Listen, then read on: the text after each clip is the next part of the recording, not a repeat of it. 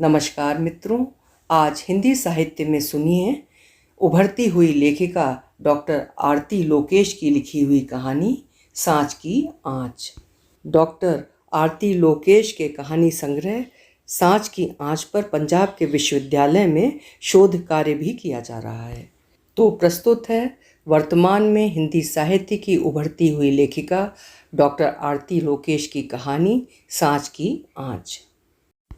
सच के महत्व को किसी भी कीमत पर कम नहीं आंका जा सकता, पर यह भी सच है कि सच की बहुत बड़ी कीमत चुकानी पड़ती है कभी कभी। रिद्धि शुचि की फुफेरी बहन थी, बुआ की बेटी। 3 साल छोटी थी। बहुत प्यार था दोनों में। दोनों साथ साथ खेलती थीं। शाम के समय जब सारे बच्चे सड़क पर गिल्ली डंडा, पिट्ठू फोड़, पकड़म पकड़ाई, छुपम छुपाई, गेंद बल्ला, कबड्डी या कंचे खेल रहे होते, तो ये दोनों बहनें अपनी छत पर गुड्डे गुड़िया का ब्याह रचा रही होती। छत पर ही पूरा संसार बसा रखा था दोनों बहनों ने। गर्मियों की शाम सब छत पर ही गुजारते थे, और अगर बिजली ना आ रही हो तो छत पर ही चारपाइयाँ बिछाकर सोते भी थे। उन चारपाइयों को बारिश से बचाने के लिए एक टिन की छत वाली बरसाती बनी हुई थी छत पर। सुबह उठने पर सारी चारपाइयाँ वहाँ पर खड़ी कर दी जाती थीं। छत पर जाने के लिए बनी सीढ़ियों की भीतरी छत पर एक दोछत्ती बनी हुई थी। उसमें सारे तकिए, लिहाफ और चादरें आदि रखी रहती थीं। बस यही उन दोनों के घर घर खेलने की खेल सामग्री रखने का स्थान बना। शाम होते ही दोनों बहनें छत पर पानी का छिड़काव करने के बहाने पहुंच जातीं और खूब घर घर खेला करतीं। गुड्डे गुड़ियों के कपड़े, गहने, जूते, माला, चकला, बेलन, तवा, परात, थाली, कटोरियाँ, गिलास, जग, सभी कुछ तो उन्होंने अपने घर घर के खेल के लिए जमा कर रखा था। शुचि, ओ शुचि, नीचे से माँ की आवाज़ आई। चलो खाना खा लो, खाने का वक्त हो गया है, और रिद्धि को उसके घर भेज दो। रिद्धि शुचि के घर में नहीं रहती थी। बुआ का घर पास ही था, इसलिए दोनों को सदा साथ रहने और खेलने का सौभाग्य प्राप्त हो जाता था। ओ रिद्धि, तू भी खाना खा ले, फिर चली जाइयो, शुचि की दादी और रिद्धि की नानी कहती। कभी रिद्धि खाना खा लेती, कभी अपने घर जाकर खाती। बहू, कभी तुम भी रिद्धि को खाने पीने को पूछ लिया करो, दादी शुचि की माँ से कहती। जीजी चिंता करेंगी अगर रिद्धि अपने घर खाना नहीं खाएगी तो। इसी कारण मैंने नहीं पूछा, वरना रिद्धि कोई मेरी दुश्मन थोड़ी ही है, माँ जवाब देती। रिद्धि के मुंह में जबान है, बता देगी कि नानी के घर से खाना खाकर आ रही हूँ, मामी ने बनाया था खाना, बिना खाना खाए आने नहीं दिया। दादी का तर्क संगत प्रत्युत्तर आता। अगर मैं घर में खाना तैयार करके बैठी हूँ और मेरे बच्चे कहीं और से खाना खाकर आएँ और घर आकर मेरे हाथ का खाना खाने से मना कर दें तो मुझे बुरा लगेगा। शुचि की माँ की नज़रों में हर माँ की एक सी ही सोच होती है। शुचि और रिद्धि बहुत छोटी थीं। इन बातों का अर्थ समझने की उन्हें ना तो अक्ल थी और ना ही ज़रूरत भी। वे दोनों अपने खेलों में हमेशा की तरह मगन रहतीं। स्कूल का खेल भी उन्हें बहुत भाता था। एक कागज़ को काट काट कर फिर एक के ऊपर एक रख आपस में उनकी सिलाई कर करके ढेरों छोटी छोटी कॉपियाँ उन्होंने बना रखी थीं। अपने पुराने कपड़ों से छोटे छोटे बस्ते भी सिल रखे थे। पूरा स्कूल लगा हुआ था। रिद्धि विद्यार्थी बनती थी, शुचि मास्टरनी, फिर बारी बदल कर शुचि विद्यार्थी बनती और रिद्धि मास्टरनी। छत के मुंडेर को तो कभी सीढ़ियों के दरवाजे को ब्लैक बोर्ड बनाकर पढ़ाने का काम लिया जाता और घर में पोछा लगाने का कपड़ा डस्टर बन जाता। जब कभी सड़क पर खेलने को साथी न मिलता तो शुचि का बड़ा भाई पुनीत भी खेल में शामिल हो जाता, और जब कभी पड़ोस के 2-1 बच्चे और आ जाते तो स्कूल के खेल में रंग जम जाता। कपड़े धोने वाली थापी को छड़ी बनाकर उस दिन मास्टरनी बच्चों की छड़ी से पिटाई भी करती। चश्मा पहनकर खुद पटरी पर बैठती और छात्रों को नीचे दरी पर बिठाती। छोटी सी कॉपी पर बड़े बड़े टिक लगाकर गृह कार्य भी जांचती।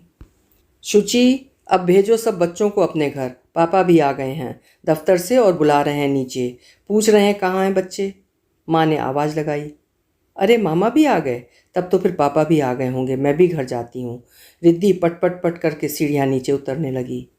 रिद्धि, रुक बेटा, मैं आम लाया हूँ, खाकर जाना घर। शुचि के पापा ने रिद्धि को रोकना चाहा।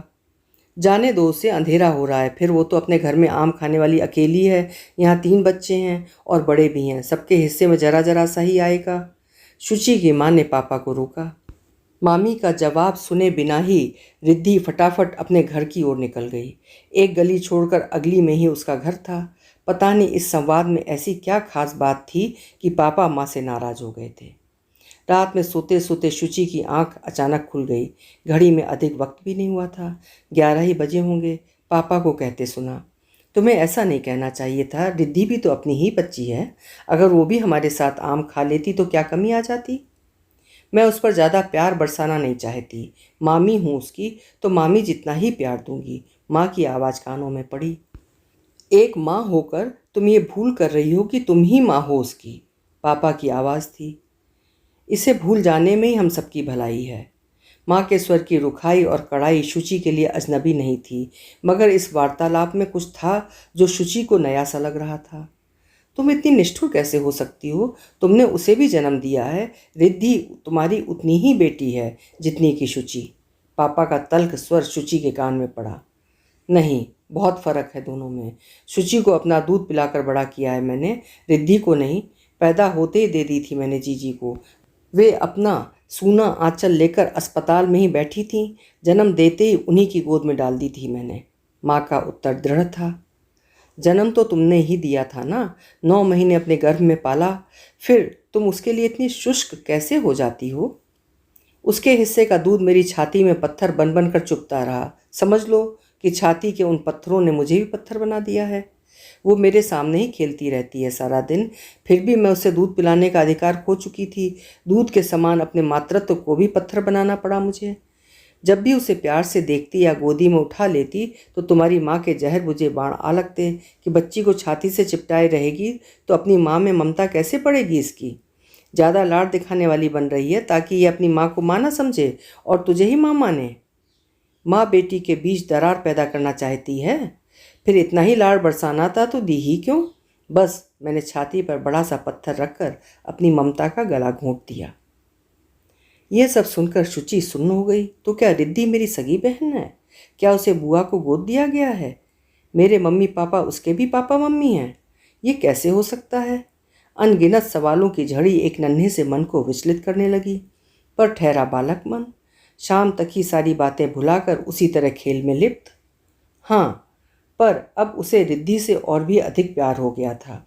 वो जान गई थी कि रिद्धि उसकी सगी बहन है, पर उस छोटी उम्र में भी इतनी समझ थी उसे कि ये राज रिद्धि को बताना उचित नहीं समझा उसने। कभी अड़ोसी पड़ोसी खट्टा मांगने या चाय पत्ती मांगने आ जाते और रिद्धि को खेलते देख बेबाक पूछ लेते, यही है जो गोद दी हुई है? रिद्धि से 3 साल बड़ी शुचि पूरी समझदारी से ऐसे वाक्यों के शुरू होते रिद्धि को खींच कर कहीं और ले जाती और खेल पूर्वतः प्रारंभ हो जाता। कुछ दिनों बाद रिद्धि ने शाम के वक्त आना कम कर दिया। रिद्धि के बिना शुचि उदास रहने लगी। गली मोहल्लों के और बच्चे आते रहते खेलने के लिए, पर खेल जम नहीं पाता। रिद्धि के बिना खेलने में मन नहीं लगता था। ना गुड्डे गुड़िया की शादी में वो धूम मचती, ना ही मास्टरनी के वे तेवर दिखाई देते। रिद्धि बीमार रहने लगी थी। धीरे धीरे अस्पताल के भी काफ़ी चक्कर लगने लगे। कभी दवाइयाँ, कभी खून की जांच, तो कभी एक्सरे। बहुत छानबीन के बाद पता चला रिद्धि के गुर्दे ठीक से काम नहीं कर रहे थे। कई सालों तक दवाइयाँ चलती रहीं। अब तो रिद्धि ने घर आना बिल्कुल ही बंद कर दिया था। जब कभी वो ठीक होती तो पढ़ाई में लग जाती। वो बहुत ज़हीन लड़की थी। अपनी कक्षा में हमेशा अव्वल आया करती थी। सेंट्रल स्कूल में काफ़ी नाम था उसका। बड़ी होकर डॉक्टर बनना चाहती थी। 9वीं में पढ़ती थी रिद्धि जब उसके गुर्दों ने काम करना लगभग पूरी तरह बंद कर दिया। डायलिसिस के कारण उसका काफ़ी समय अस्पताल में गुजरने लगा। वो अस्पताल में भी किताबों में सिर दिए रहती। ऐसी ही हालत से जूझते हुए 10वीं की परीक्षा दी और उसमें भी अपने विद्यालय में प्रथम आई। मोहल्ले भर को नाज था उस पर। समाचार पत्र में तस्वीर छपी थी। 11वीं करते करते जब बीमारी के अस्थायी उपाय से जीवन दूभर हो गया तो किसी दानकर्ता का एक गुर्दा लगाने पर विमर्श हुआ। रिद्धि की माँ और शुचि की बुआ ने ही अपना गुर्दा देकर रिद्धि का जीवन बचाने की ठान ली। रिद्धि ही तो उनके जीवन का आधार थी। कितने ही वर्ष औलाद का मुंह देखे बिना काटे थे। उनके विवाह के 5 साल बाद जिस छोटे भाई का विवाह हुआ वो अब 2 बच्चों का पिता हो चला था। एक अस्पताल में नर्स का काम करने वाली शुचि की बुआ दिन रात शहर भर की स्त्रियों की प्रसव में मदद किया करती। पीड़ा से छटपटाती, रोती, बिसूरती औरतों को राहत देते समय ईश्वर से प्रार्थना करते हुए ये पूछा करती कि मातृत्व का ये सुखद दर्द कब उनके तन मन में समाकर, उनके स्नेह को भिगोकर, उनके सूने आंचल को मालामाल कर जाएगा। भाई का पहला पुत्र हुआ तो बुआ ने भतीजे को जी जान से लाड़ प्यार किया। जब दूसरी पुत्री हुई तो बुआ की ममता ने जोर मारा और अपनी माँ से उनकी पौत्री का दान मांगने लगी। दादी ने बहुत सोच भाल कर उत्तर दिया कि एक बेटा और एक बेटी के साथ तेरे भाई की गृहस्थी पूरी हुई है, अभी तीसरी संतान जो भी हो उस पर तेरा हक होगा, तब मैं नहीं रोकूंगी तुझे। तो तीसरी संतान रिद्धि हुई जो बुआ की बेटी कहलाई। अपनी बेटी के इलाज के लिए शुचि की बुआ ने आकाश पाताल एक कर दिया था। नौकरी, पति, किसी की परवाह नहीं की। नाजुक सी बच्ची को इतना भयंकर रोग जो लग गया था, दिन रात उसे लेकर अस्पतालों में पड़ी रहती। माँ का वात्सल्य किसी भी तर्क से परे होता। अपनी बेटी के प्रेम में एक बार दादी शुचि की माँ से कह उठी, अच्छा ही हुआ जो तेरी बेटी मेरी बेटी के यहाँ पहुँच गई। वो दिन रात हाथों पर उठाए फिरती है उसे। अगर तेरे पास होती तो बचती नहीं। अगर मेरे पास होती शायद उसे ऐसी बीमारी ही ना होती। माँ के दूध में बड़ी ताकत होती है। शुचि की माँ का सटीक उत्तर सामने आया और दादी निरुत्तर हो गई। रिद्धि को हैदराबाद ले जाया गया। वहाँ के बहुत नामी अस्पताल में इलाज किया जाना था उसका। शुचि की बुआ के साथ रिद्धि के पापा, मामा और अन्य कई रिश्तेदार भी हैदराबाद गए। नए शहर में एक कमरा किराए पर लिया गया। खाना पकाने का, कपड़े धोने का जरूरी सामान जुटाया गया। खून की सारी जांच तो पहले ही हो गई थी। एक टिश्यू मिलान की जांच ही बाकी थी, जिसे हैदराबाद में कराने का ही विचार किया गया था। एक बार हैदराबाद पहुंचकर चिकित्सा प्रक्रिया नियत हो जाए, फिर परीक्षण करवा लिया जाएगा, यही तय हुआ था। अस्पताल आना जाना नियम हो गया। शल्य क्रिया की तारीख निश्चित की जाने लगी। रिद्धि, सिद्धि की माँ, मामा आदि सभी डॉक्टर से बातचीत कर सलाह मशवरा कर रहे थे। डॉक्टर अपनी ओर से निश्चिंत था। उसके लिए बहुत ही आशाजनक और उत्साहवर्धक शल्य क्रिया होने वाली थी, क्योंकि दानकर्ता स्वयं रोगी की माँ थी। तभी बुआ ने याद दिलाया, अभी टिश्यू मिलान परीक्षण बाकी है, तो उसकी रिपोर्ट के अभाव में सब कैसे तय कर सकते हैं। जबकि सबको आशा यही थी कि रिद्धि और उसकी माँ में रक्त संबंध होने के कारण वो परीक्षण इलाज के पक्ष में ही रहेगा। टिश्यू मिलान परीक्षण की कोई आवश्यकता नहीं होती जब किडनी दान करने वाली स्वयं माँ है तो, डॉक्टर ने बड़े सहज भाव से समझाया। मगर रिद्धि उनकी अपनी बेटी नहीं है, गोद ली हुई है। एक संबंधी के मुंह से अनायास ये वाक्य निकला। वक्तव्य के पीछे मंशा तो रिद्धि के जान बचाने की और शल्य क्रिया की सफलता को सुनिश्चित करने की थी। बात सच भी थी। रिद्धि ने यह वाक्य सुना तो जैसे आसमान फट पड़ा उस पर। अंदर ही अंदर तड़पने लगी वो, जैसे बिजली का 440 वोल्ट का झटका लगा हो।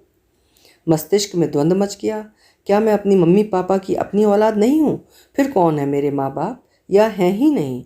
क्या मुझे अनाथाश्रम से गोद लिया गया है, किसी मंदिर की सीढ़ियों पर से उठाया गया है, या फिर किसी घूरे के ढेर से? आखिर कौन हूँ मैं? कहाँ से आई हूँ मैं? फिर कौन है इसके माता पिता? डॉक्टर ने आश्चर्य से आंखें फैलाए अगला प्रश्न दाग दिया।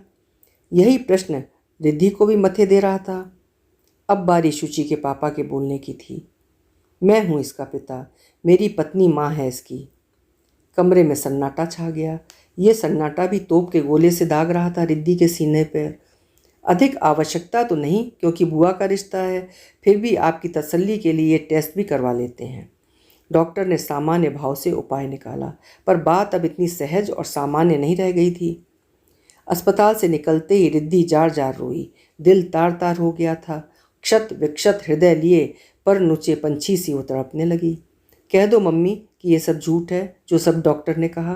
तुम चुप क्यों रही तब? कहा क्यों नहीं कि तुम ही मेरी माँ हो? कह दो कि तुमने ही मुझे जन्म दिया है, अपनी कोख में पाला है मुझे। मैं नहीं मानती कि बड़े मामा मेरे पापा हैं। मामी मेरी मम्मी? बिल्कुल नहीं हो सकता। अपनी माँ के आंचल से लिपट गई वो। अबोध बालिका सी बिलक बिलक कर रोई थी रिद्धि। सांझ की आँच जला रही थी उसे जिंदा ही। देर तक सुबकती रही। उसकी माँ उसके बालों में हाथ फेर उसे हौसला देती रही। सबका दिल बोझिल और आंखें गीली थीं। जो राज 17 साल तक राज रहा वो आज एक झटके से खुल जाएगा, किसी को अनुमान न था। खुलते हुए वो कितने कपाटों को बंद कर जाएगा ये भी ज्ञात न था। जाने पहचाने रिश्ते अजनबी से हो गए थे रिद्धि के लिए। बहुत समय लगा सत्य स्वीकार करने में उसे। सगे मामा अब अधिक अजनबी से लगने लगे थे। धीरे धीरे समझ विकसित हुई, परिपक्वता ने बाहें पसारी। माँ का निस्सीम निस्वार्थ निर्बाध प्रेम का स्रोता रिद्धि की रग रग में बहने लगा। मामी की ओर न प्रेम ही बढ़ा न घृणा ही। मामी ने कभी उसे उसकी माँ के समान स्नेह दिया ही कहाँ था जो कि प्रेम बढ़ता। अपनी जाई बच्ची का परित्याग किया तो घृणा हो ऐसा भी नहीं हुआ। उनकी कुर्बानी को समझने लायक उम्र थी रिद्धि की। अपनी माँ के प्रति आदर श्रद्धा और प्रेम में जरूर वृद्धि हुई। पर पुनीत, शुचि, प्रांजू, वे भी तो उसके सगे भाई बहन हुए इस लिहाज से। पर उन्हें भी शायद सच्चाई का पता ना हो। अब तो वे भी जान गए होंगे। सबसे ज़्यादा ये बात उसी से गुप्त रखी गई थी। अब जब वो ही सब जानती है तो घर में सबको ही मालूम होगी। अपने भाई बहन से मिलने को दिल तड़पने लगा। बचपन के खेल खिलौने, झूले के झोंटे, बिस्किट के हिस्से, मंदिर के प्रसाद पर होने वाली छीना झपटी, नवमी की कंजक में मिले पैसों का बंटवारा सब याद आने लगा। हर खेल, हर नोक झोंक में सगे भाई बहन का प्रेम खोजने लगी वो। बड़ा भाई पुनीत किस तरह चुपके से आकर हमारे घर घर के चूल्हे की आग बुझा देता था। कैसे स्कूल स्कूल के खेल में छात्र बनकर भी कॉपी के पन्ने फाड़ कर टीचर पर उछाल कर भाग जाता और गुड्डे के ब्याह में गुड्डे को पटक कर मारता। सब यादें दिल को गुदगुदाने लगीं।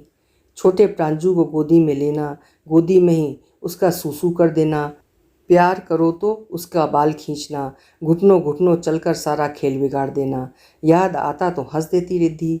शुचि का घर रहने जाना, रिद्धि की अंग्रेजी माध्यम की किताबें देखकर खुश होना, उससे अंग्रेजी सीखने की गुजारिश करना और रिद्धि की किसी कामयाबी पर अपने गहनों की पिटारी में से अपना सबसे प्रिय एक गहना उसे भेंट में देना, सब सोचकर विफल हो उठी रिद्धि।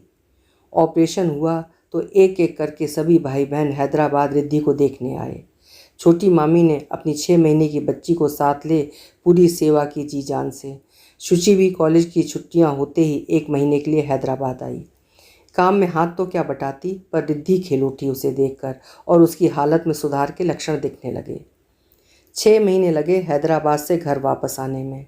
पढ़ाई चालू करने योग्य ताकत तो नहीं थी शरीर में, पर धीरे धीरे चलने फिरने मिलने जुलने लगी सबसे।